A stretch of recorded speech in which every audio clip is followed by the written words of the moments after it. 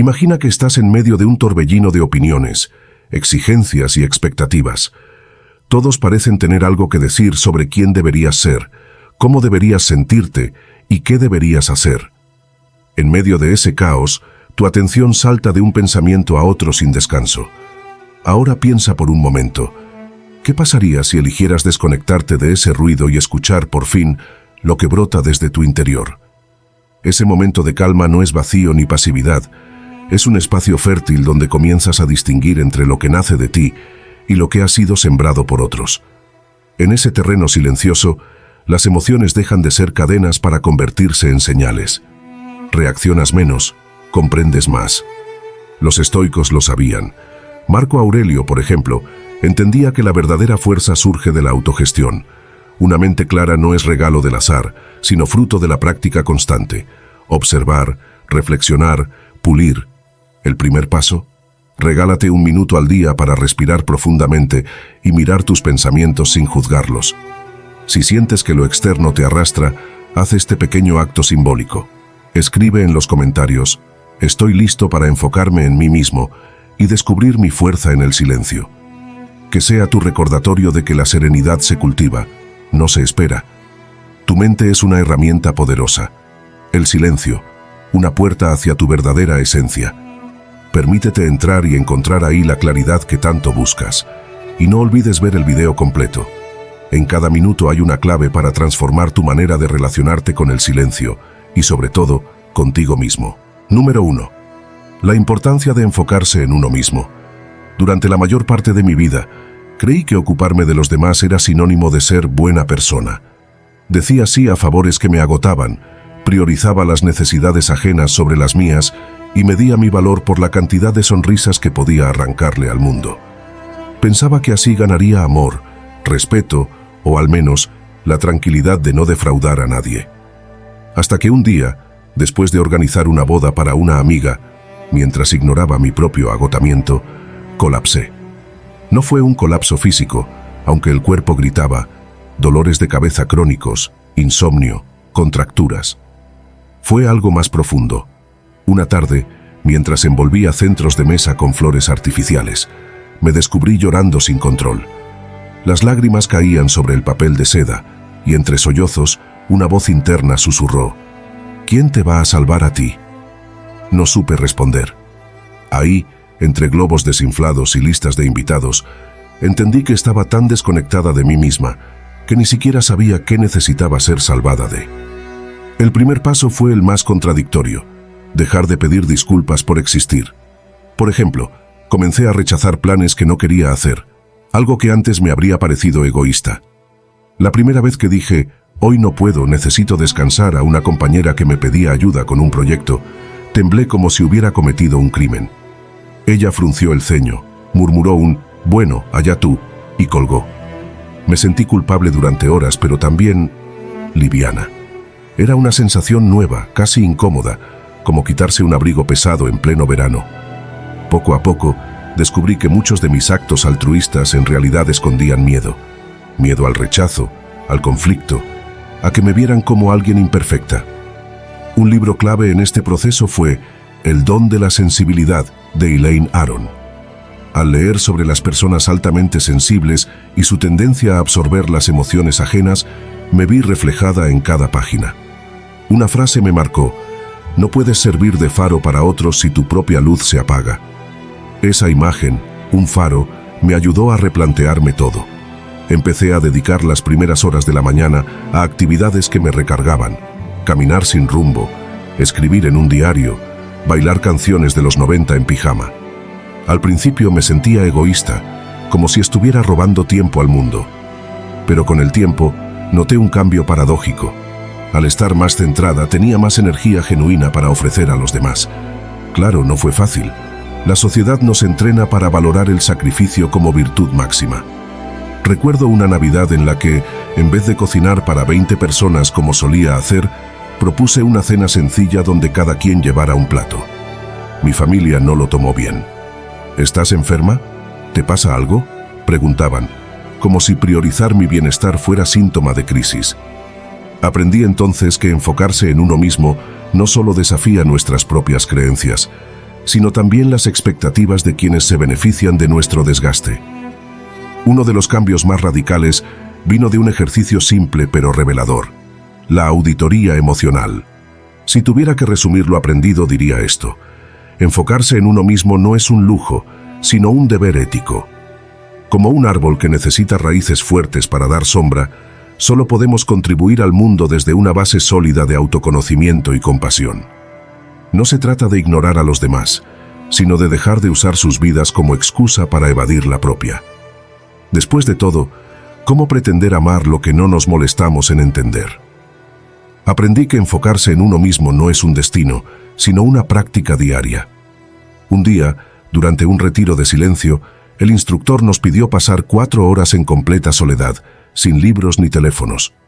Al principio el aburrimiento fue insoportable. Caminé en círculos, conté las hojas de un árbol, me mordí las uñas hasta sangrar. Pero hacia la 3ª hora, algo cambió. Empecé a notar el canto de los pájaros como una sinfonía, el viento acariciando mi piel, el ritmo de mi respiración. Fue la primera vez en años que estuve totalmente presente, sin agenda ni expectativas. Esa experiencia me enseñó que el autoconocimiento no requiere grandes gestos, sino momentos de quietud, donde escuchar el murmullo interno que solemos ahogar con ruido. También descubrí que enfocarse en uno mismo implica revisar las historias que nos contamos. Por años me identifiqué como la persona fuerte, aquella que nunca pedía ayuda. Pero un día, tras una cirugía menor, me vi obligada a depender de otros. Mi vecina, a quien apenas conocía, me llevó sopa y me acompañó a tomar el sol en el balcón. Al principio me sentía incómoda, como si fuera una carga, hasta que ella me dijo: «Deja de disculparte. ¿No ves que esto me hace feliz?». Entonces entendí que mi relato de fortaleza era una trampa. Al negar mi vulnerabilidad, les robaba a los demás la oportunidad de conectar conmigo. La relación con mi cuerpo también cambió. Antes, lo trataba como un vehículo defectuoso. Lo criticaba por no ser delgado, por enfermarse, por cansarse. Un ejercicio de terapia corporal me hizo verlo de otra forma. La psicóloga me pidió que cerrara los ojos y describiera cada parte de mi cuerpo sin juicios. Al llegar a las piernas dije: «Son fuertes, me llevan a todas partes, pero las odio porque son gruesas». Ella me interrumpió: «¿Qué han hecho tus piernas por ti hoy?». Me sorprendió la pregunta. Caminaron hasta aquí, me sostuvieron mientras cocinaba, bailaron con mi sobrino. «¿Y aún así las odias?», insistió. Ese día empecé a ver mi cuerpo no como un proyecto a corregir, sino como un aliado que merece gratitud. Incluso mi carrera profesional giró. Trabajaba en marketing, un campo donde el éxito se medía en likes y cifras, pero cada campaña exitosa me dejaba vacía. Un taller de escritura creativa, al que asistí solo por probar, reveló una pasión oculta. Al principio me resistí. ¿Dejar un trabajo estable por escribir? Es una locura. Pero una frase de Julia Cameron en El camino del artista me empujó. Negar nuestros sueños es traicionar el alma. Hoy, aunque gano menos dinero, siento que cada palabra que escribo es un ladrillo en el puente hacia mi verdadero yo. Claro, el camino no es lineal. Aún hay días en los que recaigo en viejos patrones. Hace un mes, por ejemplo, acepté organizar una fiesta de cumpleaños para mi jefe, aunque estaba al borde del agotamiento. Esa noche, mientras colgaba guirnaldas, sentí el mismo vacío que años atrás. Pero esta vez, en vez de ignorarlo, me detuve. Número 2. El poder del silencio. Durante años, viví convencido de que el ruido era sinónimo de vida. Mi existencia giraba en torno a listas de reproducción interminables, notificaciones de redes sociales, podcasts de fondo mientras trabajaba y conversaciones que llenaban cada resquicio de soledad. Creía que el silencio era un vacío incómodo, un enemigo que había que ahuyentar con estímulos constantes.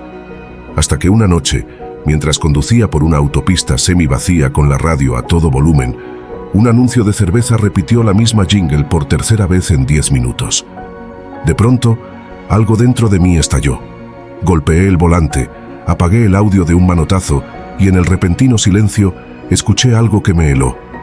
Mi propia respiración, entrecortada y acelerada, como si hubiera estado corriendo sin darme cuenta. Esa noche, al llegar a casa, me senté en la cocina sin encender las luces y dejé que el zumbido del refrigerador me envolviera. Por primera vez en años, no hice nada. No busqué mi teléfono, no puse música, no hablé. Y en ese no hacer algo se rompió, o quizás esa no. El primer intento de explorar el silencio fue un fracaso glorioso.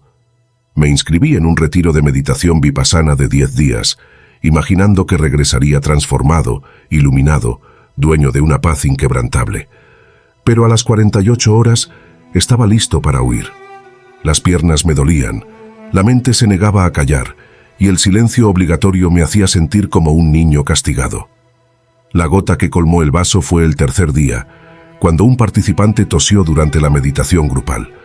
El sonido amplificado por el vacío me sacó de quicio. Me levanté y casi grito: ¿no pueden controlarse? El maestro, con una calma que me exasperó, me miró y dijo: el silencio no es ausencia de ruido, sino de lucha. Esa frase me persiguió meses después, cuando decidí probar un enfoque menos dramático. 5 minutos diarios de quietud, sentado en el suelo de mi habitación, sin expectativas. Al principio eran 5 minutos de tortura. Contaba segundos, sudaba, me picaba la nariz. Pero un día, sin aviso, ocurrió algo. Noté cómo la luz de la mañana se filtraba por las persianas y dibujaba sombras en la pared. No era paz, sino presencia, y eso bastó. Aprendí que el silencio no es pasivo, sino un acto de rebelión. En el trabajo, por ejemplo, solía llenar cada reunión con opiniones, datos, propuestas. Temía que un segundo de pausa me hiciera parecer inseguro. Hasta que en una junta clave, mientras discutíamos un proyecto fallido, decidí callar. Dejé que los demás debatieran, que las palabras chocaran como olas, y cuando por fin hubo un respiro, dije lo único que importaba. Estamos perdidos, ¿verdad? El director, tras un silencio incómodo, asintió. Sí. ¿Ideas realistas? Esa conversación, honesta y despojada de postureo, salvó el proyecto. El silencio, entendí, no era debilidad, era el espacio donde nacían las ideas verdaderas. Pero el verdadero desafío llegó en mis relaciones.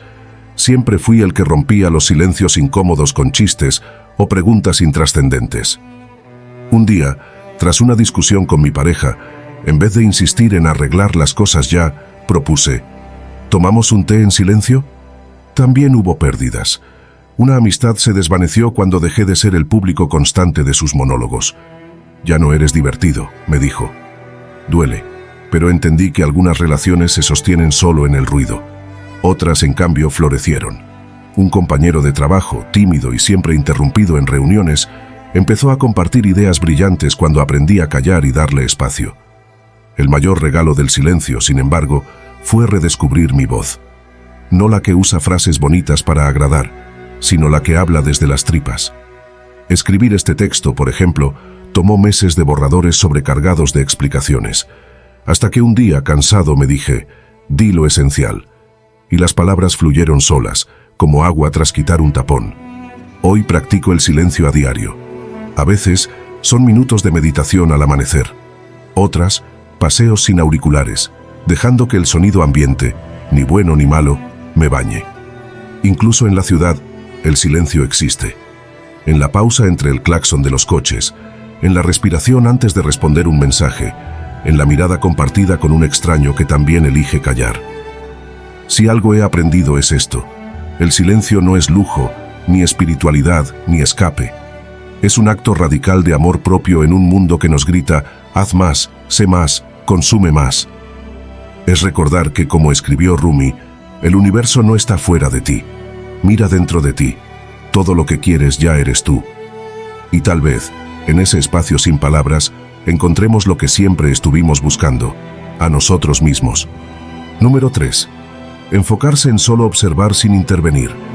Hubo una época en la que creí que el mundo necesitaba mis soluciones.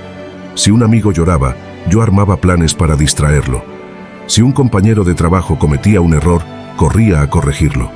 Incluso en el supermercado, si veía a alguien dudar entre 2 marcas de café, intervenía con una recomendación entusiasta. Pensaba que ayudar era sinónimo de acción constante, hasta que un día, durante un viaje en tren, presencié una escena que me paralizó. Una madre regañaba a su hija de unos 4 años por derramar jugo en el asiento. La niña, con los ojos llenos de lágrimas, Intentaba limpiar el charco con su manga. Yo ya estaba levantándome para ofrecer pañuelos, cuando la madre de pronto se detuvo. Respiró hondo, se arrodilló frente a la niña y dijo en voz baja: ¿Te asustaste cuando se cayó el vaso? La niña asintió y la madre añadió: a mí también me da susto que las cosas se rompan. ¿Lo limpiamos juntas? Aquel intercambio sin sermones ni prisas me dejó helado. Por primera vez, entendí que a veces la mejor ayuda es no hacer nada, o mejor dicho, hacer espacio. El primer intento de practicar la observación fue un desastre. Decidí probar durante una reunión familiar. En vez de opinar sobre la política, los chismes o la crianza de los sobrinos, me senté en un rincón a escuchar. Pero a los 10 minutos, mi tía abuela lanzó un comentario homofóbico. La sangre me hirvió, las palabras se acumularon en la garganta y exploté. ¿En qué siglo vives?, le espeté, convirtiendo la cena en un campo de batalla. Esa noche, mientras lavaba los platos con rabia, mi hermano se acercó y dijo: ¿sabes por qué la abuela piensa así? Tiene miedo. Miedo a que el mundo que conoce desaparezca. No era una justificación, sino una explicación. Y aunque seguía en desacuerdo, algo cambió. Entendí que observar no significa aceptar, sino comprender antes de reaccionar. Un libro que marcó este proceso fue Cuando las cosas se derrumban, de Pema Chodron. Una línea me persiguió: nada desaparece hasta que nos enseña lo que necesitamos saber. Empecé a aplicar esto en lo cotidiano. En el trabajo, por ejemplo, había un cliente que me volvía loco con sus demandas absurdas. En vez de contraatacar, probé algo. Durante una semana anoté cada queja suya sin responder, solo repitiendo: entiendo que esto es importante para usted. Para mi sorpresa, al cuarto día, él mismo comenzó a proponer soluciones realistas. La queja, descubrí, era un grito de ansiedad por control. Al no enfrentarla, perdió fuerza. Pero el verdadero desafío fue aplicar esto en mi relación de pareja. Ella es artista, y yo siempre criticaba sus cuadros abstractos. ¿Por qué no pintas algo que la gente entienda? Un día, tras una discusión especialmente dolorosa, decidí callar. Me senté en su estudio mientras ella trabajaba, sin emitir juicios, sin elogios forzados. Al principio, el silencio era tenso. Luego, algo mágico ocurrió. Empecé a ver. No los trazos o los colores, sino la furia con que mezclaba los óleos, la pausa antes de elegir un pincel, el temblor de su mano al firmar. Cuando terminó, me miró y dijo: es la primera vez que me siento vista por ti. Esa noche no hablamos del cuadro. No hizo falta, claro. Hubo momentos en los que la observación se sintió como complicidad. Una tarde en el metro, un hombre gritó insultos a una mujer por ocupar demasiado espacio. Mi cuerpo se tensó para intervenir, pero recordé las palabras de un maestro de Aikido: a veces contenerte es la forma más poderosa de actuar. También hubo caídas. En una protesta callejera, la policía arrestó a un joven frente a mí. Mi instinto fue grabar, gritar, hacer algo. Pero un manifestante experimentado me agarró del brazo. No, ahora solo somos testigos. Fue desgarrador, pero necesario. A veces, observar es un acto de resistencia. Preservar la verdad cuando la acción inmediata es imposible. Hoy practico la observación como un ritual sagrado. En las discusiones, cuento hasta 10 antes de responder. En los conflictos pregunto: ¿qué más hay detrás de esto?, antes de suponer. Hasta en mis paseos cotidianos, juego a ser un antropólogo de mi propia vida. Noto cómo el barista sonríe con los ojos al servir el café, cómo el vendedor de periódicos silba para ahuyentar la soledad, cómo mis propias manos se abren y cierran buscando algo que sostener. Si algo he aprendido es esto: el mundo no colapsa porque no intervengas. Al contrario, respira aliviado cuando dejas de empujar, de controlar, de forzar. Como escribió Lao Tzu: el que sabe no habla, el que habla no sabe. Observar no es pasividad, es humildad. Es reconocer que cada vida es un universo entero y que nuestro rol no es dirigir la obra, sino apreciar su complejidad, sus silencios, sus grietas luminosas. Y en ese aprecio, sin quererlo, a veces nos convertimos en parte de la belleza que miramos. 4. Reconoce tus debilidades y fortalezas. Durante años, me presenté al mundo como una persona infalible. En las entrevistas de trabajo, enumeraba mis logros con precisión militar, ocultando cualquier rasguño en mi historial. En las relaciones, disfrazaba mis inseguridades tras chistes autocríticos que, en el fondo, buscaban validación. Incluso en terapia, hablaba de mis áreas de oportunidad con la frialdad de un informe corporativo. Creía que admitir debilidades era rendirse y celebrar fortalezas, arrogante. Hasta que un día, durante una negociación clave con un cliente, mi fachada se desmoronó. Había preparado una presentación impecable, llena de gráficos y estadísticas, pero cuando el cliente me preguntó, ¿y qué pasa si su equipo no puede cumplir estos plazos? Srenia, me paralicé. Tartamudeé, inventé excusas y al final perdimos el contrato.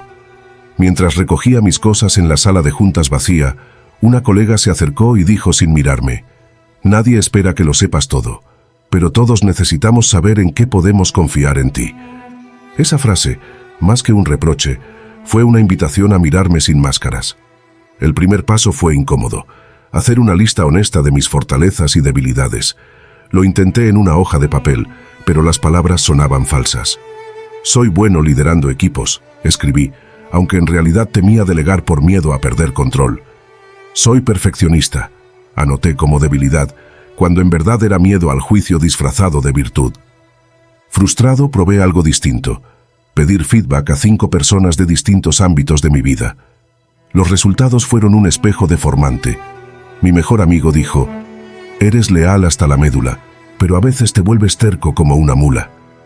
Mi jefa comentó, «Tus informes son brillantes, pero evitas los conflictos como la peste». Hasta el barista de mi cafetería favorita soltó riendo, «Usted siempre pide lo mismo, ¿no le aburre?». Esa colección de verdades a medias me obligó a enfrentar lo obvio. Había pasado tanto tiempo construyendo una imagen que ni siquiera yo sabía quién era detrás de ella. Un libro que me ayudó a navegar este caos fue Los dones de la imperfección de Brené Brown. Una línea me clavó. La vulnerabilidad no es debilidad, es el mayor acto de valor. Decidí probar su teoría en un terreno aterrador, el amor. Tras una ruptura dolorosa, solía decir que buscaba a alguien que me complementara, un eufemismo para que me hiciera sentir completo. Pero esta vez, en mi primer date con una mujer que me intrigaba, opté por la honestidad brutal. «Soy bueno escuchando, pero a veces me pierdo en mis pensamientos y parezco distante», confesé. «Tengo miedo al compromiso, pero no quiero jugar». Ella no huyó. En cambio rió y dijo, «Yo soy impaciente pero leal y odio el sushi, así que jamás te pediré compartir un rollo». Esa noche no terminó en romance, pero sí en una amistad profunda. Habíamos intercambiado mapas de nuestros territorios rotos, no para repararnos mutuamente, sino para no pisar minas ocultas. La lección más dolorosa llegó con mi padre. Siempre lo vi como una figura indestructible, hasta que un diagnóstico de cáncer lo derrumbó. Un día, en el hospital, rompió a llorar. «No quiero ser una carga». Mi primer impulso fue minimizar su dolor. «No digas eso, todo va a mejorar». Pero en vez de eso respiré y dije, «Duele verte así. Yo también tengo miedo». Esa conversación, incómoda y real, nos acercó más que décadas de discursos positivos.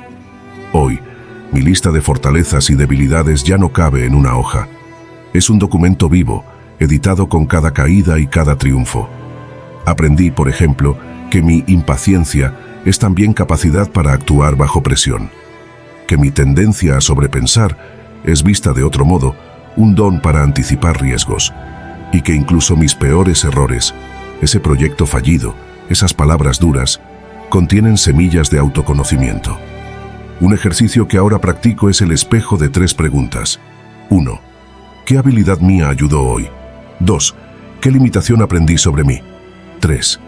¿Cómo puedo honrar ambas mañana? Las respuestas varían. Un día reconocí que mi empatía calmó a un compañero en crisis, fortaleza, pero que evité un conflicto necesario por miedo a su enojo, debilidad. Al siguiente me di cuenta de que mi curiosidad me llevó a aprender algo nuevo, fortaleza, pero que compararme con expertos me dejó paralizado, debilidad. Claro, la sociedad sigue premiando la invulnerabilidad. En una entrevista reciente, el reclutador frunció el ceño cuando mencioné mis luchas con la procrastinación, pero otro me contrató precisamente por eso. Buscamos a alguien que sepa dónde necesita crecer, dijo. Si algo he aprendido es esto. Reconocer debilidades no te define, te libera. Celebrar fortalezas no es ego, es respeto. Ambos son raíces del mismo árbol, la autenticidad. Y aunque el mundo intente vendernos versiones pulidas de éxito, la verdadera fuerza reside en abrazar nuestra totalidad. Como escribió Walt Whitman, contengo multitudes. Somos luz y sombra, torpeza y gracia, miedo y coraje. Y solo cuando aceptamos esa paradoja podemos caminar ligeros, sin armaduras, listos para vivir, no para impresionar. Número 5. El sufrimiento es necesario para el crecimiento. Durante años creí que el dolor era un enemigo. Lo esquivaba con distracciones, lo enterraba bajo capas de positividad tóxica y lo consideraba una señal de fracaso.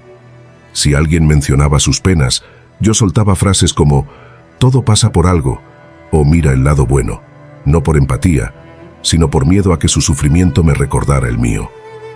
Hasta que una noche, mientras sostenía la mano de mi madre en una sala de hospital, entendí que no hay atajos para escapar de lo que duele. El cáncer avanzaba implacable, y por primera vez no había palabras de consuelo que valieran. Ella, debilitada pero lúcida, me miró y susurró: «No trates de arreglar esto, solo quédate». Esas 5 palabras desarmaron mi armadura. Allí, en el silencio cargado de dolor, descubrí que el sufrimiento no es un hoyo del que huir, sino un fuego que transforma. Mi primer intento de aceptar el dolor fue torpe. Tras una ruptura amorosa que me dejó en ruinas, decidí abrazar el sufrimiento, como recomiendan los gurús. Me inscribí en retiros de meditación, escribí cartas de perdón que nunca envié, y me obligué a sonreír frente al espejo. Pero cuanto más forcejeaba por convertir el dolor en lección, más me ahogaba. La gota que colmó el vaso fue un taller de crecimiento personal donde el facilitador nos pidió agradecer a nuestro ex por enseñarnos a amar. Salí corriendo al baño y vomité, no de asco, sino de rabia. Rabia contra la industria que convierte el sufrimiento en producto. Rabia contra mí mismo por creer que el dolor debía tener un propósito. El verdadero cambio llegó cuando dejé de buscar sentido. Un día, tras perder un trabajo que amaba, me permití caer. No escribí metas nuevas, no actualicé mi LinkedIn. Me encerré, lloré hasta deshidratarme y comí helado directo del cartón durante 3 días. En ese pozo, sin expectativas, ocurrió algo extraño. El dolor dejó de ser un monstruo que me perseguía para convertirse en un compañero incómodo, pero familiar. Como escribió Rumi, la herida es el lugar por donde la luz entra en ti. Y aunque no vi luz alguna en ese momento, empecé a intuir su posibilidad. Un libro que redefinió mi relación con el sufrimiento fue El mito de Sísifo, de Albert Camus. Su idea de que la vida es absurda, pero que debemos imaginar a Sísifo feliz empujando su roca, me obsesionó. Aplicándolo a mi vida, entendí que mi roca era la depresión que cargué desde la adolescencia. En vez de maldecirla o intentar destruirla, comencé a estudiarla. ¿Cómo se movía? ¿En qué momentos pesaba más? ¿Qué músculos fortalecía al empujarla? Descubrí que mi sensibilidad al dolor, antes maldita, era también mi capacidad para detectar injusticias ajenas. Que mi ansiedad, paralizante en exceso, me alertaba de riesgos reales que otros ignoraban. Pero la teoría se volvió carne en un viaje a las montañas del Perú. Me uní a un grupo de caminata sin saber que el guía era un exguerrillero convertido en activista por la paz. Una noche, junto al fuego, contó cómo sobrevivió a la tortura. No me aferré a la esperanza, me aferré a la rabia, al frío del suelo, al sabor de la sangre en mi boca. Esos detalles me mantuvieron vivo.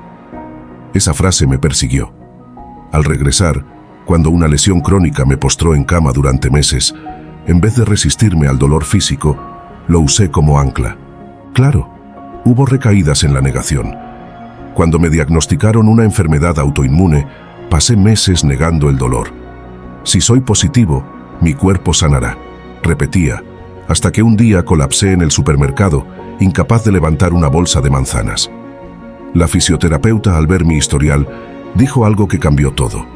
Tu cuerpo no está roto, está gritando lo que tu boca calla. Aprendí a escucharlo, a descansar sin culpa, a decir, hoy no puedo sin justificaciones, a recibir masajes sin verlo como un lujo.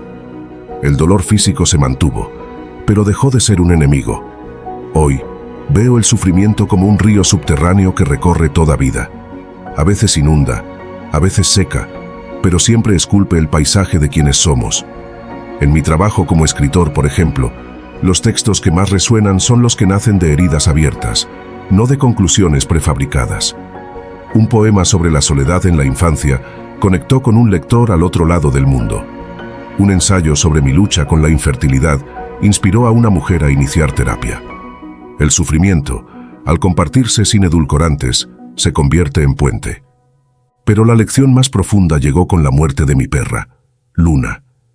Durante 15 años fue mi sombra, mi consuelo, mi razón para levantarme en los días oscuros. Cuando la eutanasia fue inevitable, quise huir. El veterinario ofreció sedantes, pero decidí estar presente.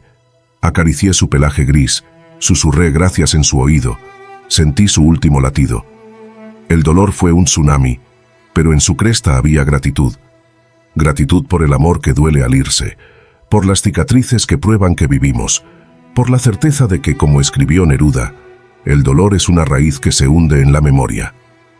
Si algo he aprendido es esto: el sufrimiento no es necesario porque sí, sino porque nos recuerda que estamos vivos.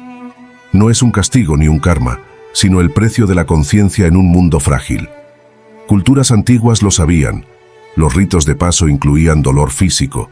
Las iniciaciones espirituales exigían pruebas de resistencia. Hoy, en nuestra obsesión por la comodidad, lo hemos medicalizado, negado, maquillado. Pero sigue allí, agazapado, recordándonos que crecer no es escalar una montaña, sino aprender a caminar con las piedras en los zapatos. Como el bambú japonés que se quema para renacer más fuerte, o el oro que se purifica en el fuego, somos seres forjados en la contradicción de vivir. Y quizás, en ese reconocimiento, está la verdadera paz. Saber que el sufrimiento no es el fin del camino, sino parte del terreno. Que como el mar, no podemos domarlo, pero sí aprender a nadar en sus corrientes, a respirar entre olas, a emerger cada vez más enteros, más humanos, más capaces de sostener la belleza fugaz de existir. Sí es. Evita hablar demasiado sobre ti mismo. Durante años creí que hablar era sinónimo de conectar. En las fiestas, dominaba conversaciones con anécdotas exageradas. En las primeras citas, recitaba mi currículum emocional como si fuera un discurso ensayado. Hasta en el funeral de mi tío, me descubrí contando cómo su muerte me había hecho crecer. Pensaba que compartir cada pensamiento, cada logro, cada herida, me haría querible. Hasta que una noche, en un bar con mis únicos 3 amigos de la universidad, uno de ellos estalló. ¿Sabes qué? No sé nada de tu vida actual, pero te juro que me sé de memoria tu infancia. Los demás rieron nerviosos, pero la frase me perforó. Esa noche, revisando mensajes viejos, noté un patrón. Mis textos eran muros de texto. Los de ellos, respuestas breves. Ajá, wow, cuánto dolor. Me di cuenta de que, en mi afán por ser visto, había convertido a los demás en espectadores de un monólogo interminable. El primer intento de cambiar fue un desastre. Decidí escuchar más en una cena familiar, pero cada vez que alguien hablaba, yo rebotaba con una historia similar.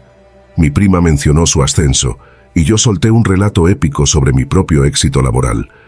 Mi hermano habló de su divorcio, y yo comparé su dolor con mi ruptura de hace una década. Al terminar la noche, mi madre me dijo: «Te noto más callado. ¿Estás bien?». La ironía fue brutal. Incluso mi silencio había sido sobre mí. Un libro que me sacudió fue Escuchar con el cuerpo, de Pilar Sordo. Una línea me obsesionó. Hablar es dar. Escuchar es recibir. Y nadie puede llenar un vaso que ya está lleno de sí mismo. Empecé a aplicar esto en pequeñas dosis. En el trabajo, por ejemplo, cuando un colega mencionó su estrés por ser padre primerizo, en vez de contar mi experiencia con las noches en vela, pregunté: «¿Qué es lo que más te asusta?». Su respuesta, que mi hijo herede mi ansiedad, abrió una conversación que jamás habría surgido con mis anécdotas. Pero el verdadero cambio llegó con Laura, una vecina viuda que solía saludarme en el ascensor. Antes, yo llenaba esos 30 segundos con quejas del clima o noticias triviales. Un día, decidí probar algo distinto. Tras su habitual buenos días, respondí: ¿cómo lleva el invierno sin don Roberto? Ella se congeló, luego sus ojos se humedecieron. Es el silencio, dijo. Antes, él silbaba canciones de los 60 mientras hacía café. Ahora, hasta el hervir de la tetera suena a lamento. Esa conversación, de apenas 2 minutos, me enseñó más sobre el amor y la pérdida que cualquier podcast de autoayuda.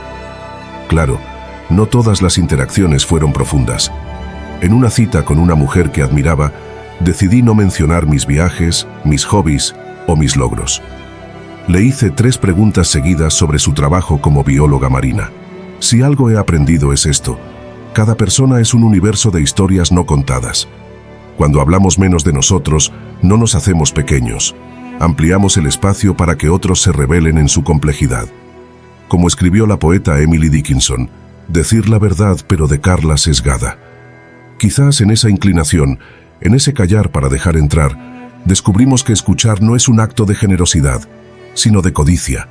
Queremos más del otro, más del mundo, más de la vida que se nos escapa cuando ocupamos todo el aire.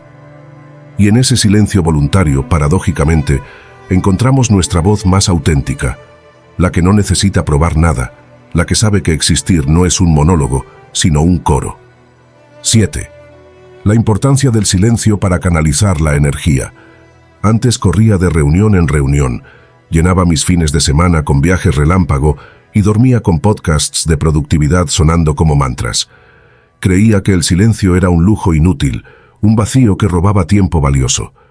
Hasta que un día, en medio de una presentación crucial para mi trabajo, mi mente simplemente se apagó. No fue un bloqueo creativo ni un ataque de pánico. Fue como si alguien desconectara un interruptor. Las palabras se esfumaron, las diapositivas se volvieron jeroglíficos y solo escuché el zumbido de mis propios oídos, agudo y persistente, como una alarma que llevaba años ignorando. Mi jefa, viendo mi palidez, me pidió que saliera a tomar aire. En el baño, mientras el sudor frío empapaba mi camisa, una pregunta surgió desde algún lugar profundo. ¿Qué demonios me está pasando? La respuesta, aunque no lo supe entonces, estaba en todo lo que no me había permitido escuchar. El primer intento de encontrar silencio fue desastroso. Me inscribí en un retiro de meditación en las montañas, imaginando bosques idílicos y mañanas de yoga al amanecer. Pero el lugar estaba lleno de gurús que vendían silencios premium con instrucciones de 10 pasos. El primer día, el instructor nos ordenó sentarnos en una sala blanca, sin ventanas, y observar nuestros pensamientos sin juzgar. A las 2 horas, mi espalda gritaba, mi estómago rugía y mi mente se había convertido en un torbellino de listas de pendientes. Huyendo de la frustración, me refugié en el bosque cercano. Allí, sin planearlo, ocurrió algo. El crujido de las hojas bajo mis pies, el canto lejano de un pájaro, el viento filtrándose entre los pinos. No era silencio, pero tampoco ruido. Era algo distinto, un tejido de sonidos que no pedían mi atención, solo existían. Esa noche, en vez de regresar a la sala blanca, me senté bajo un árbol y dejé que el bosque me enseñara lo que los manuales no podían. El silencio no se fuerza, se habita. Aprendí que el silencio no es la ausencia de sonido, sino la presencia plena en lo que hay.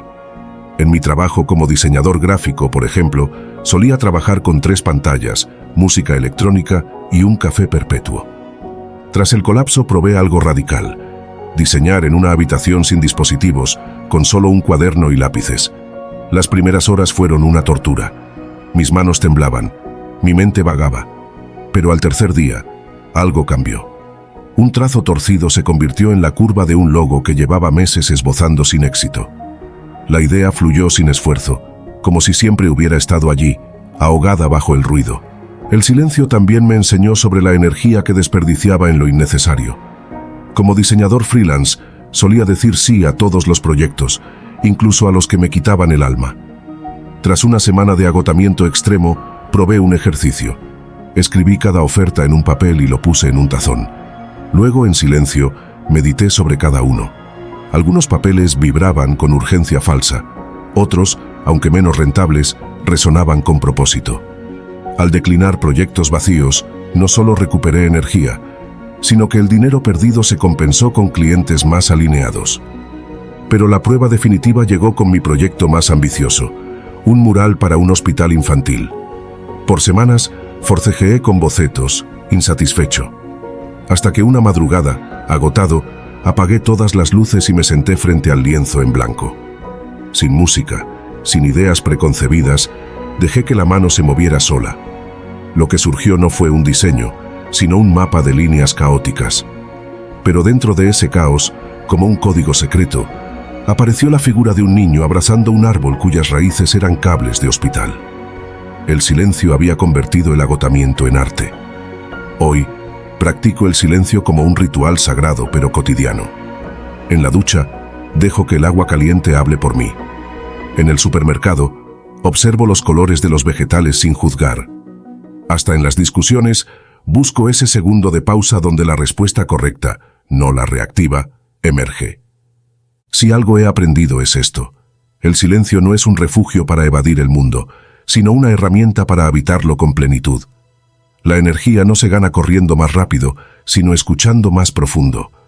Como el bambú que crece en quietud hasta alcanzar el cielo, o el corazón que late fuerte en la calma, somos seres diseñados para canalizar la vida a través de los espacios que dejamos vacíos. Y en esos espacios, aunque no haya palabras, está todo lo que necesitamos decir. Número 8. Siempre estar aprendiendo. Déjame contarte algo que transformó mi percepción sobre la vida de forma profunda. Comprendí que siempre estar aprendiendo no es una simple frase motivacional, sino una filosofía que puede impregnar cada aspecto de nuestro día a día. Por años viví bajo la idea de que, para saber lo suficiente, bastaba con terminar una carrera universitaria o hacer un curso extenso de vez en cuando. Creía que el aprendizaje se daba principalmente en la escuela y que al graduarme, poco más había que incorporar a mi cerebro. Sin embargo, con el paso del tiempo, me di cuenta de que mantener esa mentalidad era como colocarle un techo muy bajo a mi propio crecimiento. Fue un giro de 180 grados darme cuenta de que, incluso más allá de los libros de texto, existen infinitas formas y oportunidades de aprender continuamente. Pero permíteme que retroceda un poco.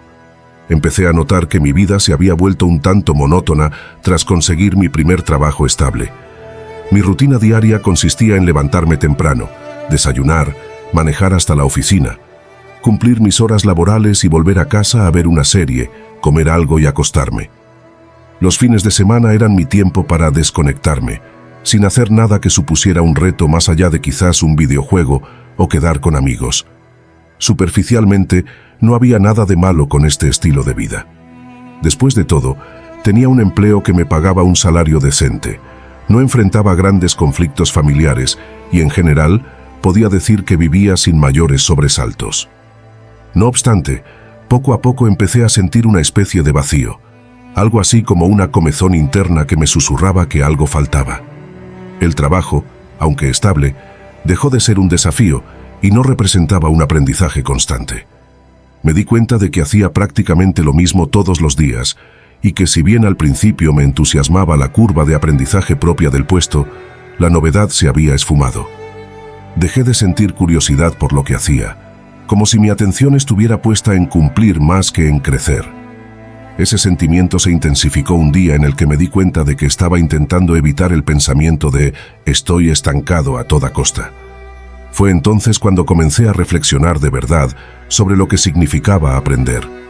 Tradicionalmente, lo asociaba con estudiar en un colegio o en la universidad, con sacar exámenes adelante y con obtener títulos o certificados. Pero al leer las biografías de personas que admiraba, caí en la cuenta de que todas, absolutamente todas, compartían un elemento en común. No dejaban de formarse y de absorber conocimiento, incluso en áreas que no eran su especialidad.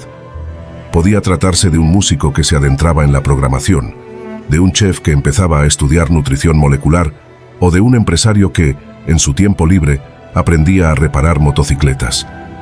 Esas personas no se limitaban a lo que ya sabían hacer bien, sino que salían de su zona de confort y se adentraban en terrenos desconocidos. La revelación fue fuerte. El verdadero crecimiento profesional, personal y espiritual proviene de la curiosidad perpetua y de la humildad para admitir que siempre hay algo nuevo que desconocemos. En vez de sentirme abrumado, me di cuenta de que era una puerta maravillosa la que se abría ante mí. Este sistema de microhábitos se convirtió en una especie de herramienta universal para mí. Empecé a aplicarlo no solo en el aprendizaje de un idioma, sino también en otras áreas que me llamaban la atención, como la historia del arte, la cocina internacional y hasta la meditación.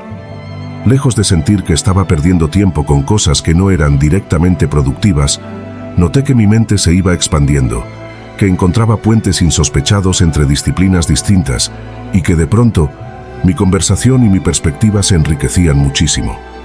Era como pasar de ver la vida en 480p a hacerlo en alta definición. Por supuesto, no todo es color de rosa. Más de una vez me encontré con la famosa pregunta interna: ¿por qué estoy aprendiendo esto si no lo voy a usar para mi trabajo o mi día a día? La respuesta poco a poco se hizo muy clara. No todo aprendizaje tiene que estar atado de forma inmediata a un propósito utilitario.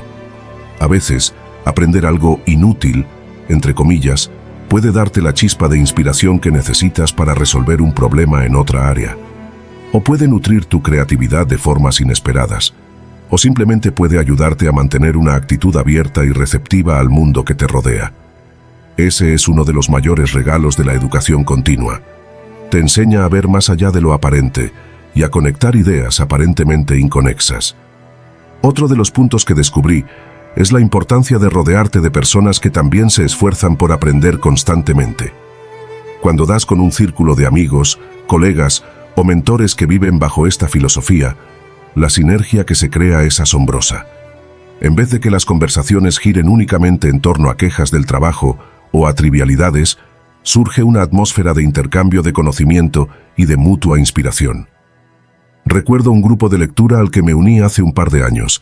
Se trataba de un puñado de entusiastas de la literatura que cada semana discutíamos un capítulo de un libro distinto. Lo increíble fue que, al cabo de unos meses, descubrí que no solo me había sumergido en obras que quizá nunca habría elegido por mi cuenta, sino que la pasión que todos compartíamos al debatir ideas me hizo abrir aún más mi panorama y encontrar temas relacionados con filosofía, psicología e incluso ciencias naturales que acabaron despertando mi curiosidad. Algo similar ocurre con la formación en el ámbito profesional. Muchas veces nos frenamos porque sentimos que, si nos aventuramos en un área desconocida, vamos a perder tiempo o, peor aún, no seremos buenos. Sin embargo, emprender un nuevo aprendizaje en el trabajo puede fortalecer la cooperación con compañeros de otros departamentos, puede abrir la posibilidad de ascensos o de emprender proyectos innovadores. Y aunque no lleguemos a ser grandes expertos en todo, el mero hecho de entender mejor el vocabulario y los procesos de otras áreas nos vuelve mucho más versátiles y valiosos en nuestro entorno laboral. Un aspecto que me gusta enfatizar es el de la humildad. Para abrazar un estilo de vida de aprendizaje continuo, debemos aceptar que no lo sabemos todo y que, de hecho, hay infinidad de cosas que ignoramos. A veces, nuestro ego nos dice que una vez alcanzado cierto logro, ya no necesitamos rebajarnos a aprender algo desde cero. Pero esa mentalidad puede convertirse en un obstáculo gigantesco que nos cierre puertas maravillosas. Cuando conservamos la disposición de ser principiantes en un terreno nuevo, abrimos una ventana a la fascinación de descubrir aquello que puede reencender nuestro entusiasmo. Junto con la humildad, entra en juego la paciencia, algo que me costó mucho aprender. Vivimos en una época en la que queremos resultados inmediatos, dietas milagrosas, cursos acelerados, masterclasses que en un fin de semana supuestamente nos convertirán en expertos. Pero siempre estar aprendiendo requiere un cambio de mentalidad que abrace el proceso a largo plazo. Es muy distinto plantearse: voy a leer sobre este tema hasta sentir que lo domino totalmente en 3 semanas. Cada día dedicaré un tiempo específico a aprender un poco más, sin importar cuánto avance. La segunda postura crea un camino de crecimiento sostenido y real. La primera, generalmente, termina en una explosión de motivación que se desvanece rápidamente cuando notamos que no se cumple la expectativa de dominio express. La verdadera recompensa de esta mentalidad se hace evidente cuando te enfrentas a situaciones inesperadas. Cuando el mundo cambia de repente, y vaya que nos ha tocado ver cambios abruptos, tener el hábito de aprender de manera continua te vuelve mucho más resiliente y adaptable. Te ayuda a no quedarte paralizado ante un nuevo software o un giro en las demandas de tu industria. Quien está acostumbrado a aprender nuevos conocimientos, habilidades o metodologías, vive los cambios como retos asumibles y no como muros insuperables. Además, esa cualidad de mantenerse en un modo aprendizaje constante nos hace sentir vivos, nos aleja del estancamiento mental y del aburrimiento crónico. De la misma forma, he comprobado que esta filosofía impacta de manera positiva en nuestra salud mental. Mantenernos curiosos, buscando nuevas perspectivas y conocimientos, oxigena nuestra mente. Nos brinda pequeñas metas diarias y la gratificación de expandir nuestro horizonte. Cada descubrimiento, cada conexión, cada pequeña habilidad dominada es un peldaño en la escalera de la confianza en uno mismo. Y esa confianza se ve reflejada, a su vez, en cómo afrontamos otros desafíos de la vida, en la calidad de nuestras relaciones y en nuestra satisfacción con lo que hacemos. Por otra parte, es muy útil recordar que no hace falta tener mucho dinero o apuntarse a instituciones de gran renombre para continuar aprendiendo. Estamos en una era en la que el acceso a la información es enorme, desde bibliotecas digitales hasta canales gratuitos de formación en línea. Si uno quiere instruirse en programación, hay tutoriales y comunidades enteras dispuestas a ayudar. Si la curiosidad gira en torno a la filosofía griega, existen audiolibros, podcasts y material en línea casi infinito. El gran reto hoy no es la falta de recursos, sino más bien la capacidad de filtrar y seleccionar con criterio lo que más nos aporta. Ese es otro aprendizaje en sí mismo. Desarrollar la habilidad de distinguir información valiosa de aquella que simplemente nos dispersa. Si te encuentras en el dilema de por dónde empezar, mi consejo es: busca algo que genuinamente te llame la atención o que creas que puede aportar valor a tu vida. No importa si es aprender a tocar un instrumento, a pintar, a diseñar páginas web o a cultivar un huerto urbano. Lo esencial es que la curiosidad sea real y que la actividad te enganche lo suficiente para que dedicarle un rato todos los días sea placentero, o al menos no se convierta en una tortura. Número 9. La mejora personal. Un compromiso diario. Durante mucho tiempo, viví mi vida con la idea de que mejorar, crecer y avanzar en todos los aspectos de mi ser era algo opcional, algo que podría hacer si tenía tiempo o si las circunstancias lo permitían. Pensaba que podía seguir haciendo lo mismo, tomando las mismas decisiones y que, eventualmente, las cosas cambiarían de alguna forma. Pero con el tiempo, me di cuenta de que esta mentalidad era limitante y, en muchos casos, destructiva. La mejora personal no es una opción, es una necesidad. Sin ella, simplemente nos estancamos, nos conformamos con lo que tenemos y dejamos de explorar el potencial ilimitado que está dentro de nosotros. En esta vida, lo único que realmente podemos controlar es nuestra propia evolución, y es por eso que la mejora personal debe ser vista como una obligación, no como algo que se hace solo cuando hay tiempo libre. La clave de todo esto está en entender que el crecimiento no ocurre por accidente. No sucede de manera espontánea ni por arte de magia. Es el resultado de un esfuerzo continuo, de la decisión constante de mejorar un poco cada día.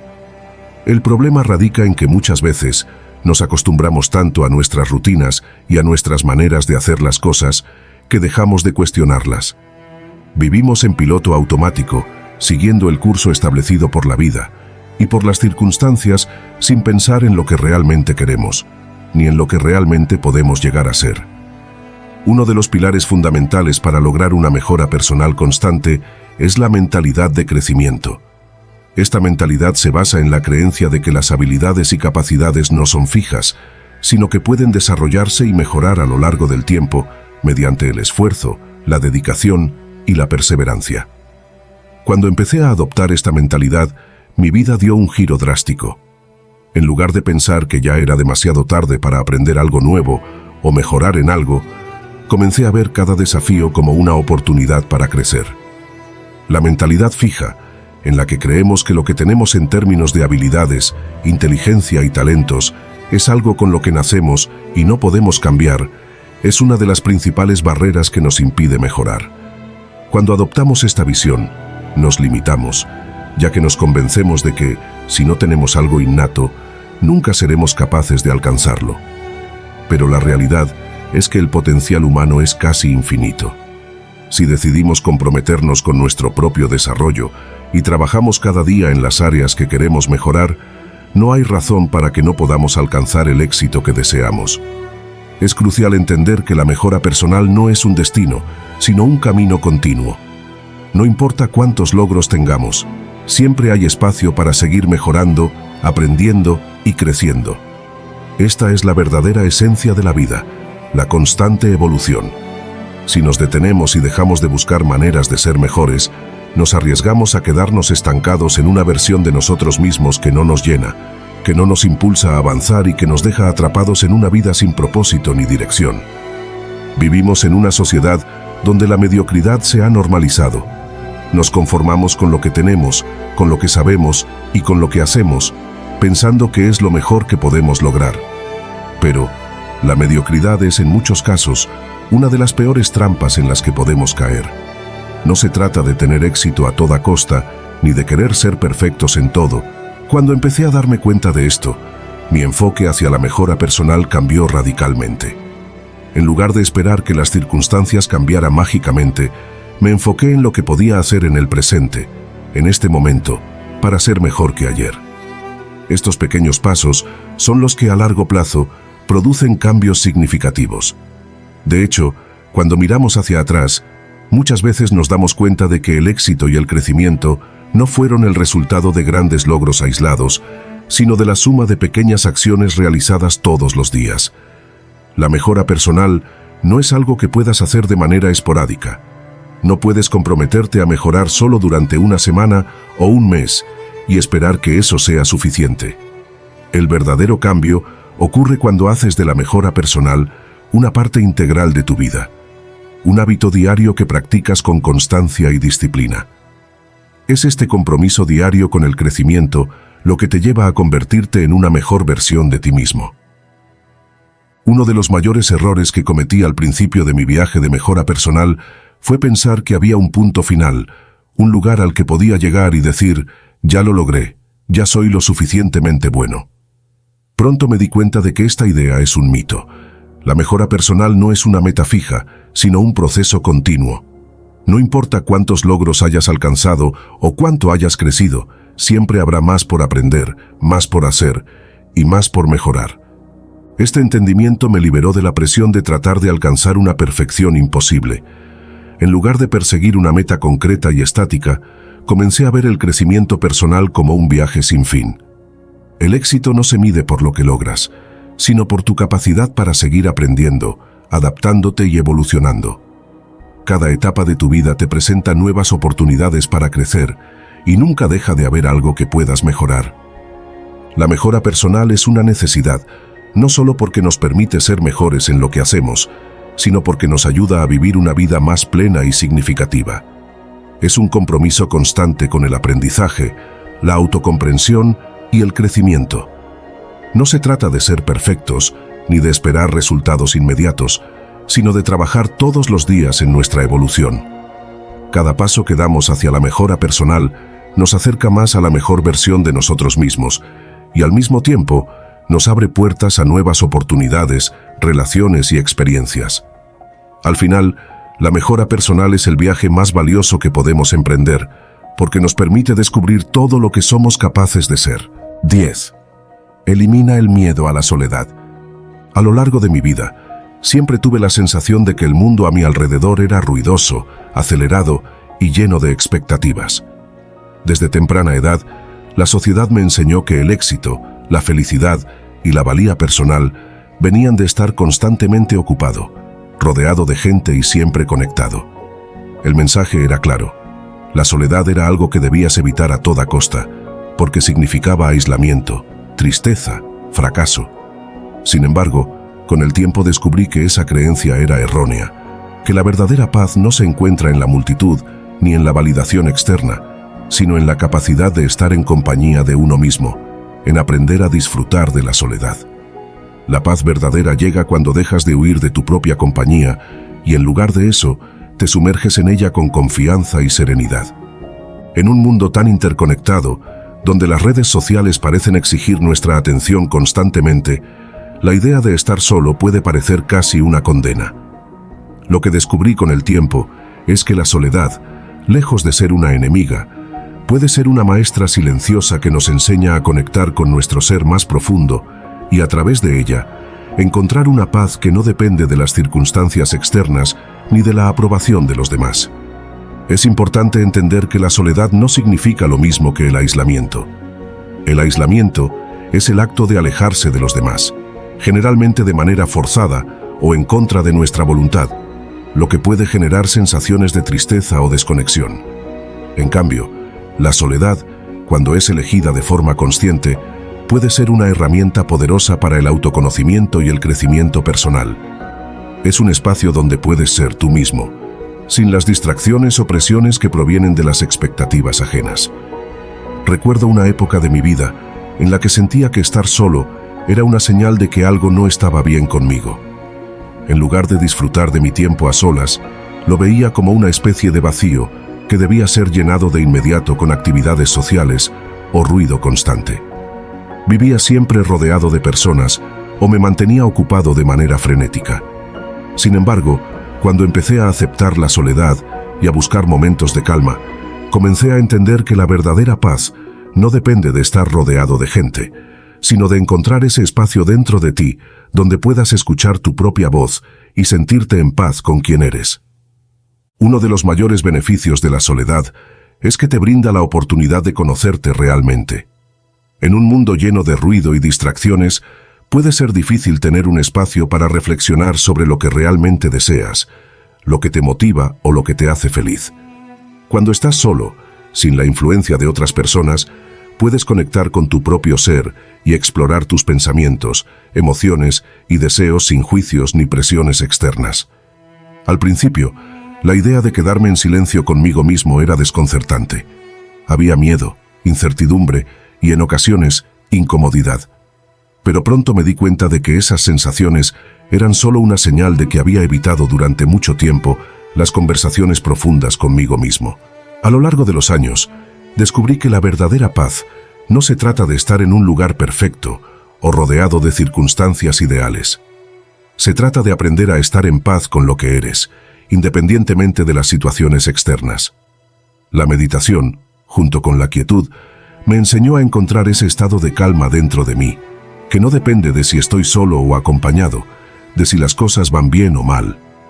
La paz interior es una elección, y es algo que solo se puede encontrar cuando aprendemos a estar cómodos en nuestra propia compañía. Para muchas personas, la soledad es sinónimo de vacío, de falta, de incomodidad. Sin embargo, al abrazar la soledad como una oportunidad para conectarse consigo mismo, podemos liberarnos de esa visión negativa y temerosa de la misma.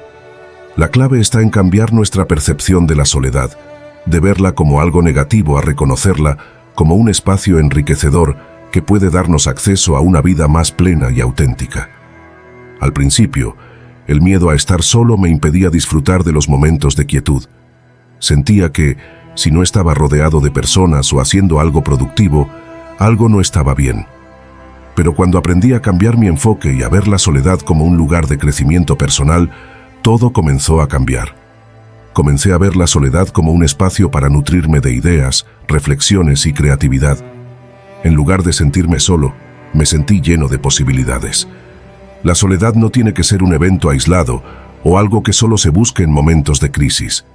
La verdadera paz en la soledad se encuentra cuando la integramos en nuestra vida diaria. Podemos encontrar momentos de soledad en medio de nuestra rutina, al caminar por la calle, al sentarnos a tomar un café o al dedicar unos minutos al final del día para reflexionar en silencio. Estos pequeños momentos de soledad, si los cultivamos con regularidad, pueden convertirse en una práctica diaria que nos permita estar más en paz con nosotros mismos. A lo largo del tiempo, descubrí que los momentos a solas me daban la oportunidad de recargarme emocionalmente y de obtener claridad sobre lo que realmente quería en la vida.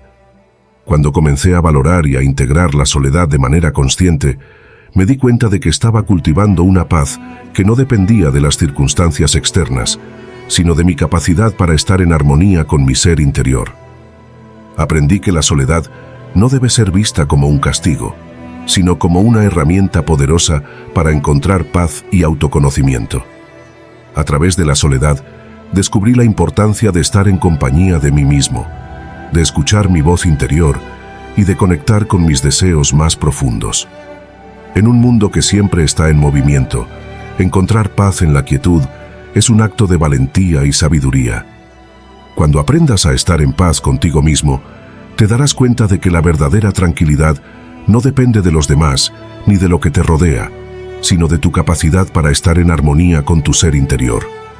La paz se encuentra en la soledad, no como un lugar de vacío, sino como un espacio de crecimiento y autocomprensión. Número 11. Abraza el dinero. Hablar de dinero suele ser un tema incómodo para muchos, sobre todo cuando se trata de aprender a gestionarlo de forma adecuada. Durante mucho tiempo, esa fue mi realidad. Como muchos, crecí con la idea de que el dinero era algo que solo preocupaba a los adultos serios, o que se trataba de un asunto para aquellos que parecían estar constantemente rodeados de lujos. Yo pensaba que la felicidad venía de la gratificación instantánea y de adquirir lo que deseaba sin pensarlo demasiado.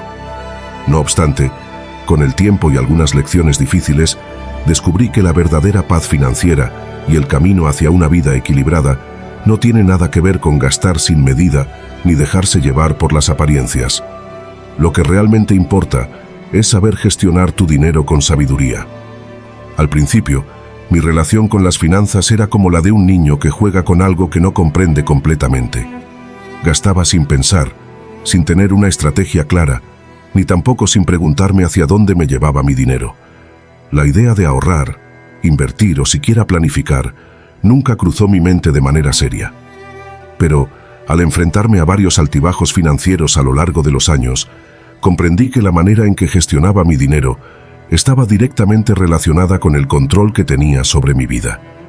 La gestión financiera no solo se trata de dinero, sino de la capacidad para tomar decisiones conscientes que te acerquen a la estabilidad y la tranquilidad. Es ahí cuando entendí que aprender a manejar mis finanzas era, en realidad, una forma de tomar control sobre mi bienestar y mi futuro.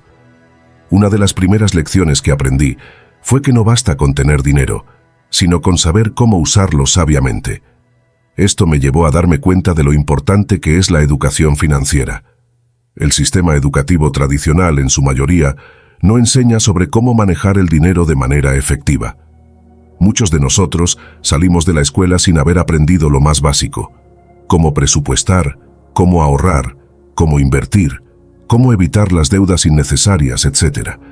Por eso, la educación financiera no solo es útil, sino que se ha convertido en una necesidad.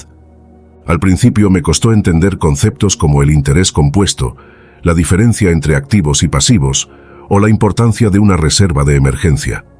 Pero cuanto más leía, más me daba cuenta de que estos conceptos, aunque puedan parecer técnicos, son fundamentales para alcanzar la libertad financiera. Comencé a consumir información sobre finanzas personales, libros de autores como Robert Kiyosaki, Dave Ramsey y otros expertos en el tema. Al principio fue confuso, pero poco a poco fui desentrañando la importancia de crear un sistema financiero propio, con metas claras y pasos bien definidos.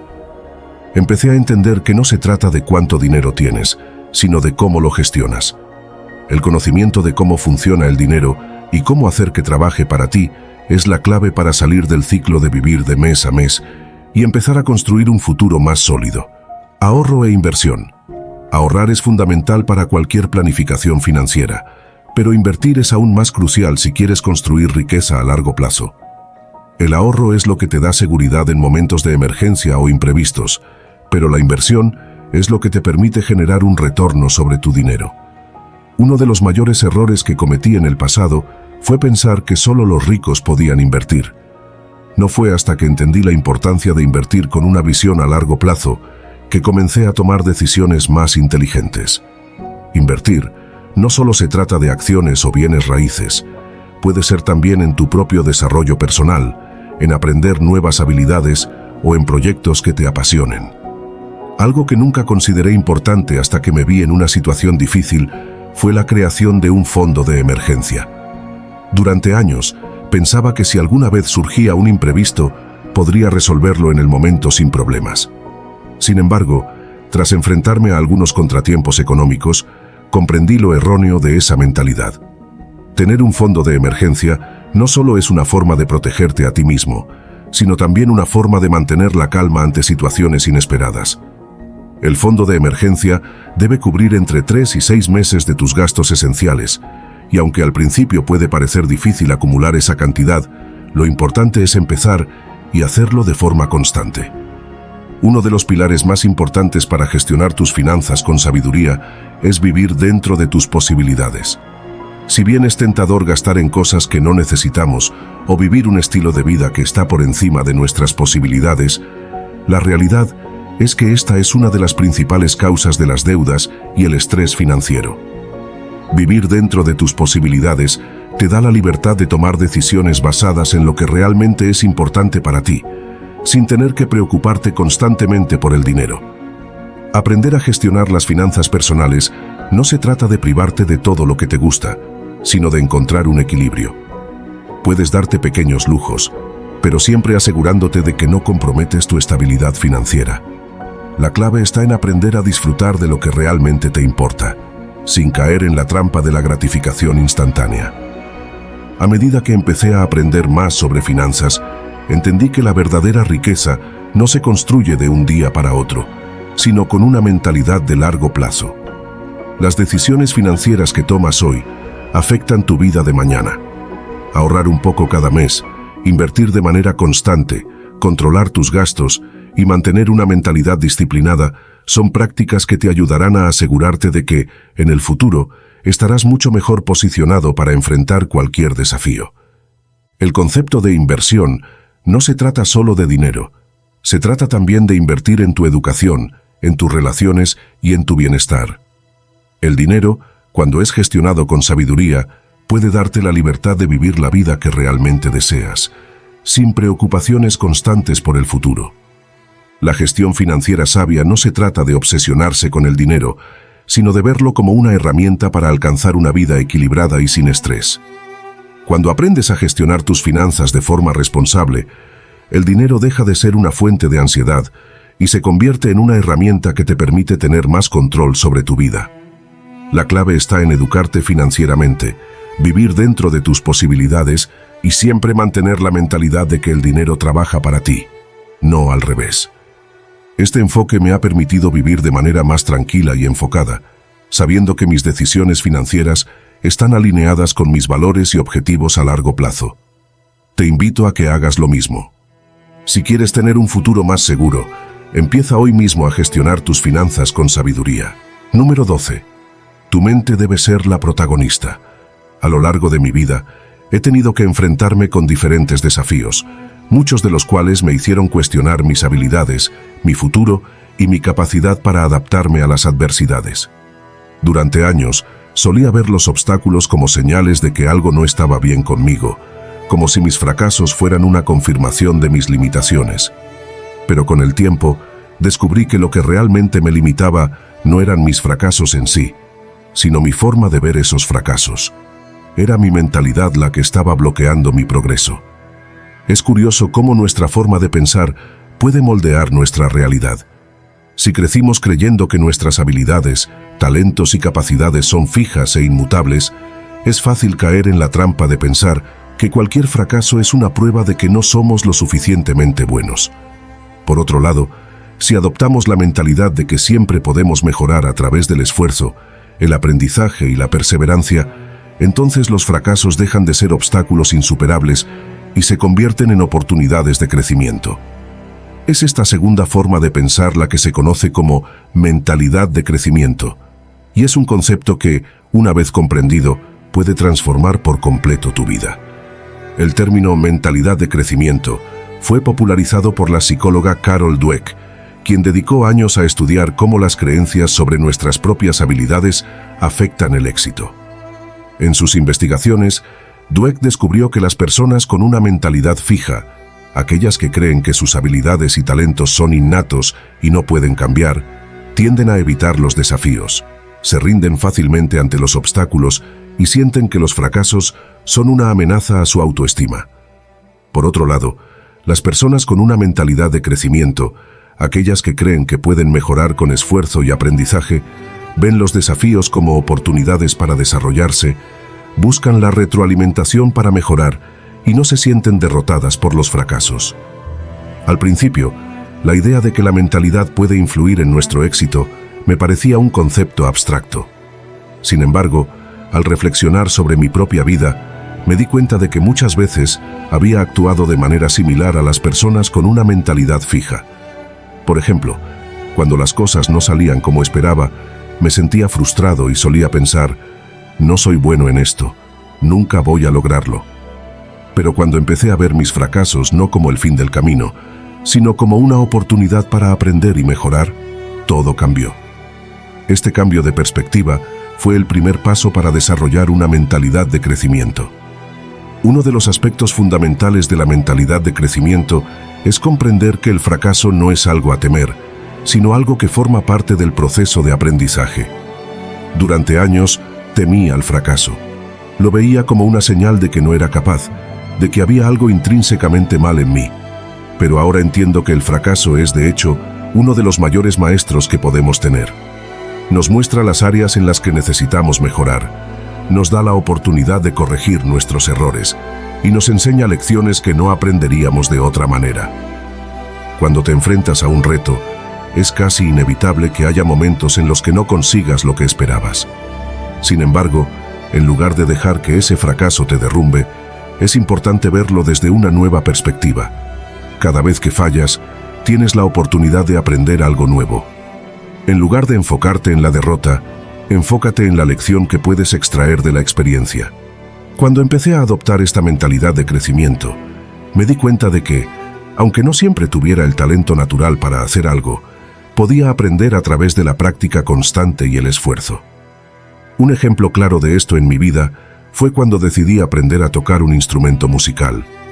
Al principio, mis dedos parecían torpes y los sonidos que producía eran lejanos de lo que imaginaba como música. Pero en lugar de rendirme, me comprometí a practicar todos los días, aunque solo fueran 20 minutos. Con el tiempo, la práctica constante comenzó a dar frutos. Lo que antes parecía imposible se convirtió en algo natural. Esta experiencia me enseñó que el esfuerzo diario, por pequeño que sea, tiene un poder transformador. La clave de la mentalidad de crecimiento está en entender que los resultados no siempre llegan de inmediato. En la sociedad actual, estamos acostumbrados a la gratificación instantánea. Queremos resultados rápidos, ya sea en nuestras carreras, nuestras relaciones o en nuestra salud. Pero la realidad es que los cambios significativos requieren tiempo, paciencia y, sobre todo, esfuerzo constante.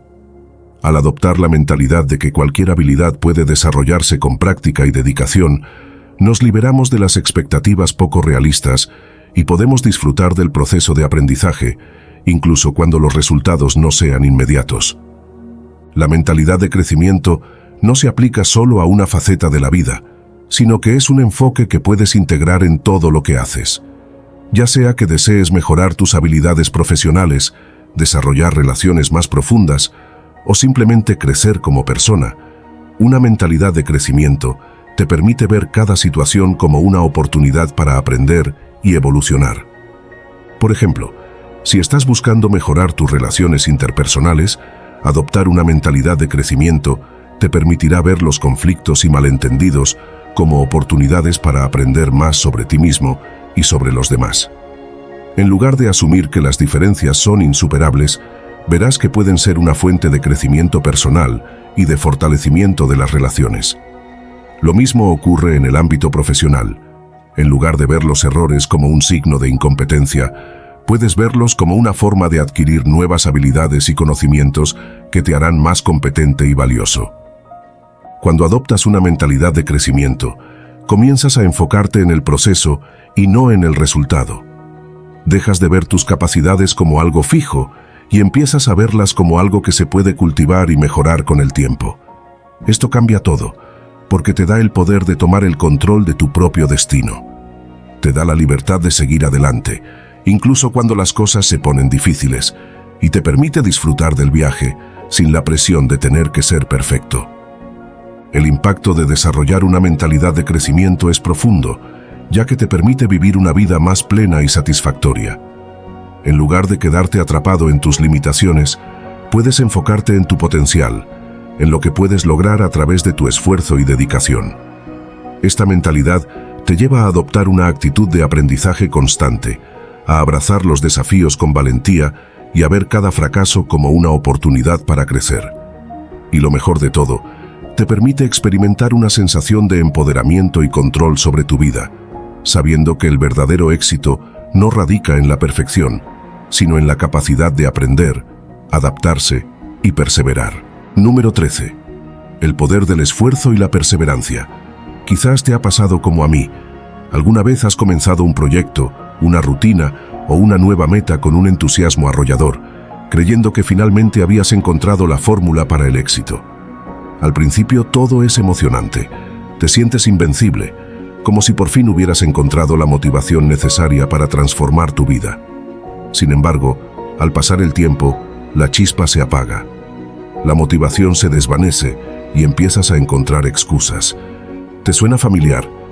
Este patrón de inicio con fuerza y luego rendirse es algo común en muchos de nosotros, y es una de las razones por las que no logramos avanzar de manera consistente. Durante años, cometí el mismo error. Me dejaba llevar por las ráfagas de motivación que llegaban de vez en cuando, pero no tenía una estrategia clara para mantenerme enfocado en mis objetivos a largo plazo. Me desmotivaba cuando las cosas no avanzaban tan rápido como esperaba, y sin darme cuenta, caía en el ciclo de postergar y abandonar proyectos. Lo que no entendía en ese entonces, y lo que la vida me enseñó con el tiempo, es que la clave no está en la motivación momentánea ni en los grandes arranques de energía. La verdadera clave para avanzar de manera constante y lograr el éxito que tanto buscas está en algo mucho más poderoso, pero al mismo tiempo, mucho más simple: la consistencia. La consistencia, aunque suene sencilla, es algo que rara vez se valora lo suficiente. Vivimos en un mundo que constantemente nos impulsa a buscar gratificación instantánea. Queremos resultados rápidos, cambios visibles de inmediato, y nos olvidamos de que los logros más duraderos no se construyen en días, sino en meses y años de esfuerzo constante. La realidad es que, sin consistencia, no importa cuánto talento tengas o cuán grande sea tu potencial. Las metas a largo plazo requieren una práctica diaria, una disciplina que se construye paso a paso, sin esperar recompensas inmediatas. Para mí, el punto de inflexión llegó cuando me di cuenta de que la consistencia no es solo una cuestión de hacer las cosas todos los días, sino de hacerlas con una mentalidad enfocada en el proceso, no en el resultado inmediato. Este cambio de enfoque fue clave, porque me ayudó a comprender que el verdadero éxito no radica en lo que haces en un solo día o en un arranque de motivación, sino en lo que eres capaz de hacer cada día, sin importar las circunstancias. Al principio, la idea de la consistencia me resultaba abrumadora. Pensaba que significaba trabajar sin parar, sin descanso, y eso me generaba ansiedad. Pero pronto me di cuenta de que la consistencia no significa forzarse a hacer todo a la perfección, ni estar todo el tiempo en modo superproductivo. Consistencia es mantener el rumbo, aunque los avances sean pequeños. Es saber que, incluso en los días en los que no te sientes al 100%, si eres capaz de dar un pequeño paso hacia adelante, estás haciendo el trabajo. Y esos pequeños pasos, con el tiempo, se acumulan y te llevan a donde quieres llegar. Número 14. Encuentra la verdadera paz en tu interior. En la constante búsqueda de éxito y felicidad, a menudo nos olvidamos de lo más fundamental: la paz interior. Durante años, pensé que la paz era algo que debía encontrar fuera de mí, algo que llegaba a través de logros, recompensas y la validación de los demás. Creía que solo cuando alcanzara ciertas metas, ya fuera un reconocimiento profesional, una relación perfecta o un estilo de vida ideal, podría decir que había alcanzado la paz. Pero por suerte, la vida me enseñó algo completamente diferente. La verdadera paz no viene de lo que está fuera de ti, sino de lo que está dentro. Esta lección llegó a mi vida en momentos de mucha agitación. Había logrado muchas cosas que, en teoría, deberían haberme traído satisfacción. Un trabajo estable, amigos cercanos, proyectos emocionantes y hasta algunas pequeñas victorias personales. Sin embargo, cada vez que alcanzaba un objetivo, la paz que sentía era solo temporal, casi efímera. Era como si siempre estuviera buscando algo más, algo que aún no tenía, algo que parecía estar siempre un poco más allá de mi alcance. Fue entonces cuando comencé a darme cuenta de que la paz que tanto anhelaba no llegaba con el siguiente logro o con la próxima meta alcanzada. En lugar de enfocarme en lo que ya había conseguido, me encontraba constantemente mirando hacia adelante, esperando que el siguiente hito fuera el que finalmente me brindara esa sensación de calma duradera. Pero cuanto más avanzaba, más me percataba de que mis expectativas solo generaban más ansiedad, más presión, más comparación. Estaba atrapado en una rueda interminable de tener que hacer más y ser más. Fue en ese punto que empecé a mirar hacia adentro. Dejé de buscar fuera de mí la paz que tanto deseaba y empecé a observar qué era lo que realmente me estaba bloqueando, lo que estaba generando esa sensación de inquietud constante. Me di cuenta de que mis pensamientos, mis creencias y mis expectativas sobre el futuro eran las que realmente me mantenían en un estado de agitación. Mi mente, siempre enfocada en lo que me faltaba o en lo que podría perder, era un torbellino que me impedía disfrutar de lo que ya tenía. Comencé a practicar la autoobservación, sin juicio, sin prisas. Me detuve a escuchar mis pensamientos, a ser consciente de mis emociones y a preguntarme, ¿por qué estoy buscando fuera de mí algo que ya tengo dentro? Fue un proceso que no sucedió de la noche a la mañana. Al principio sentí resistencia. Mi mente estaba acostumbrada a vivir en un estado de actividad constante, a buscar soluciones, a planificar el siguiente paso. Pero a medida que me sumergía más en este espacio de introspección, empecé a entender que la paz no depende de lo que ocurra fuera de mí, sino de cómo elijo manejar lo que sucede dentro de mí. La verdadera paz llegó cuando entendí que no necesitaba alcanzar todo para sentirme completo. No necesitaba más reconocimiento, no necesitaba más logros, ni más cosas materiales. Lo que realmente necesitaba era aprender a aceptar mi presente tal como era. Número 15. La importancia de las relaciones personales.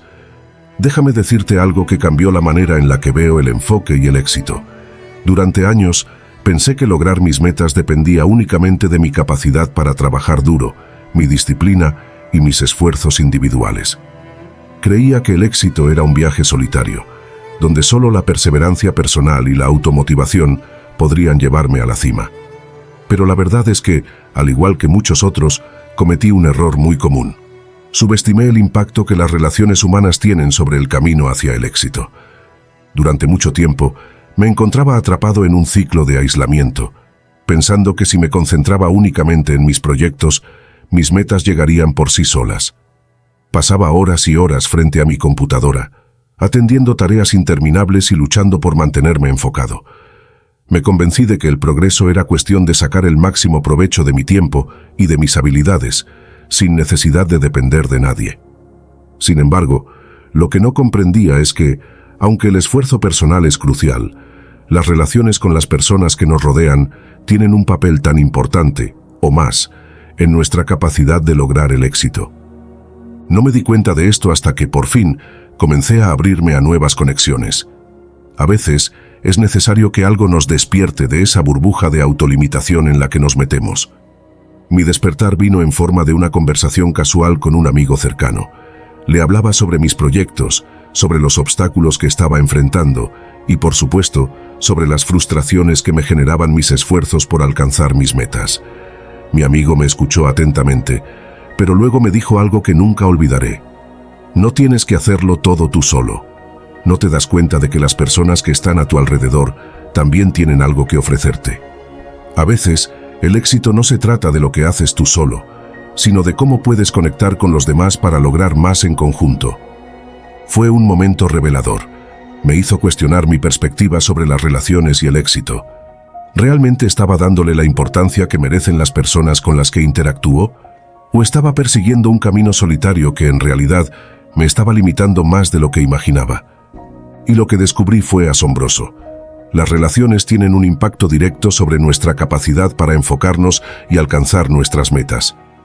Ya no se trataba solo de esfuerzo individual, sino de un conjunto de interacciones, apoyo mutuo y aprendizajes compartidos que pueden hacer toda la diferencia.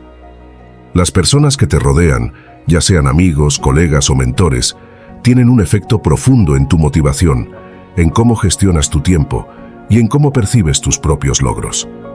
Desde ese momento, comencé a prestar más atención a cómo las personas en mi vida influían en mi enfoque y mi éxito. Me di cuenta de que el apoyo emocional que recibimos de nuestros seres queridos es una fuente invaluable de energía para mantenernos en marcha cuando las cosas se ponen difíciles. Recibir palabras de aliento, incluso en los días más grises, puede ser el impulso que necesitamos para no rendirnos, para seguir adelante cuando parece que todo está en contra nuestra. Pero el impacto de las relaciones no se limita solo al apoyo emocional. Las conexiones también tienen un valor práctico incalculable. Al estar en contacto con personas con habilidades y conocimientos distintos a los nuestros, podemos aprender cosas nuevas que, de otro modo, nos llevarían años descubrir por cuenta propia. Por ejemplo, en mi caso, conocer a expertos en áreas que no dominaba me ayudó a mejorar mis propias habilidades y a evitar cometer errores que sin esos consejos probablemente habría cometido. Además, las relaciones son una fuente de responsabilidad. Cuando nos rodeamos de personas que creen en nosotros y en nuestras metas, nos sentimos más comprometidos con el esfuerzo.